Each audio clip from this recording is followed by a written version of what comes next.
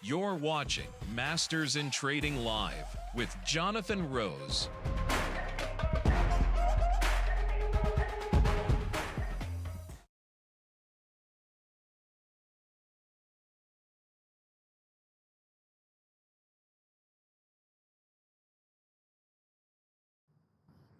Hey everybody, it's Jonathan and welcome to Masters in Trading Live.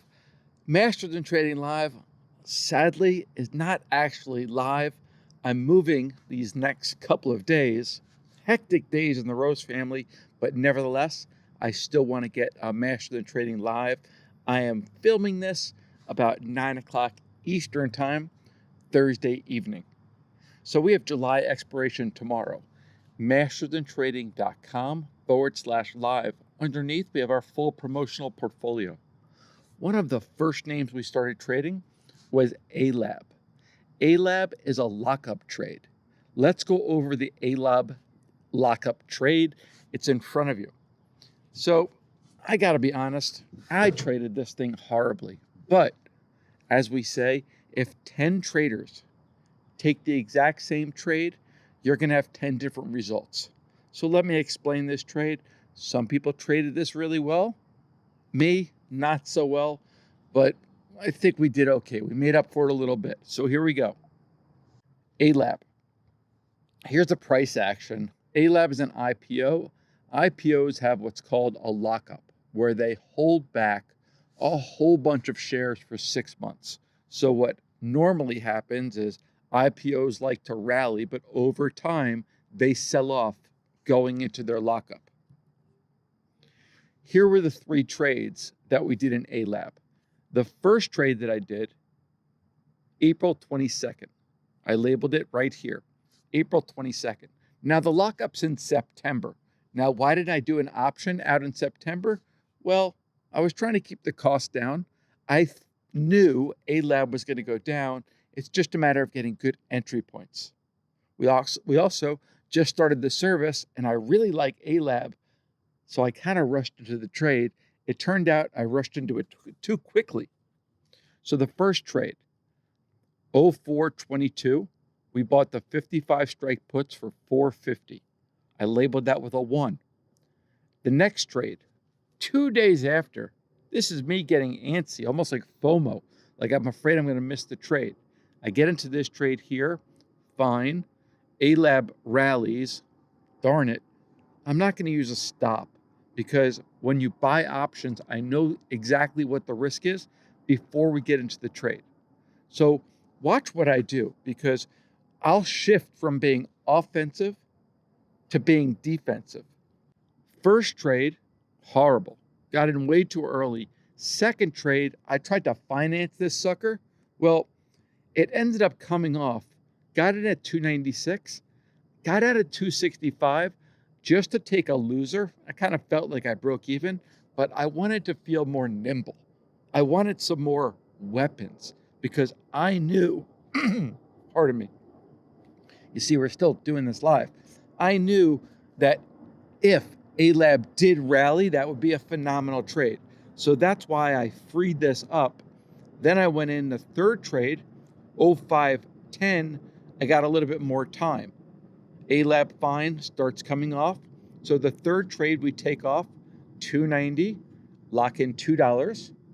I'm looking to finance this because this got in way, way too early. I like to give the analogy of sometimes you're in a cave and the quickest way or the safest way out of that cave, rather than going to the front, is you have to go find another exit. And that's what I'm doing here in ALAB. Rather than just take a huge loser, I'm wrestling, I'm fighting, and we're holding. It finally comes up before expiration and pretty much able to break even on this trade. Now, it's a pretty shitty trade because I thought ALAB was going to sell off into its lockup. The lockup's in September.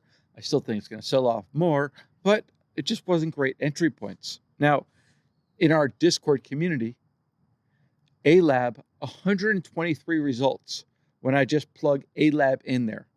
Now, easily you can see how 10 different traders are going to have 10 different results because people are new. People are going to react differently. Some people are going to be more patient, hold things longer. Others might get out and cover trades more quickly. So A-Lab, good example of a style of trade that we do. Not a great trade from JR's standpoint, but hopefully you learned something. And I know some of you guys were able to make some money, so congrats. This week, this entire week, we've been talking about our main pivot point, our line in the sand, we call it. Our line in the sand was between 490 and 488. Here's the entire week, starting with Monday. Tuesday, we gap under. Once we gap under the line in the sand, below bearish, right? Here's what I want to show you. Because for those who follow Masters in Trading Live, I'm actually outside of my house. Maybe you can hear some traffic in the background. For those who follow Masters in Trading Live, you know I talk about the volatility indexes quite a bit. Well, this blue is the VIX 9D. It's the 9-day measure of volatility. When the VIX 9D rallies, notice how the QQQ, the NASDAQ, falls. I like to say the creative trader wins. Look at this. QQQ.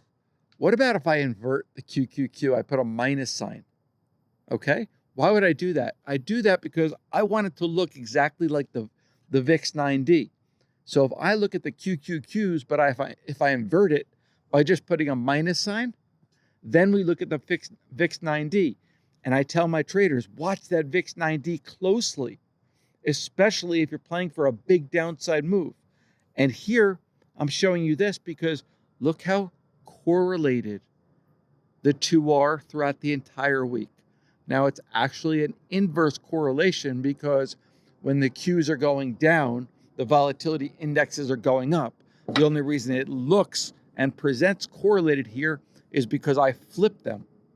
Very, very cool, but it just shows follow those volatility indices closely. I'm going to leave you with this final note. Denny, a big shout out. In 1 month, my guy, he joined Advanced Notice. Then he joins All Access, tallying all his trades, wins and losses. My guy's up $22,512. Still got room to improve. Got to work on the gamma scalping. Got to work on the tranching skills. Hopefully they're going to improve. But Denny, congratulations. Thank you guys for watching Masters in Trading Live. We'll be on here every day the market's open, 11 o'clock Eastern Time. All Access, you guys don't go anywhere. We'll be right back.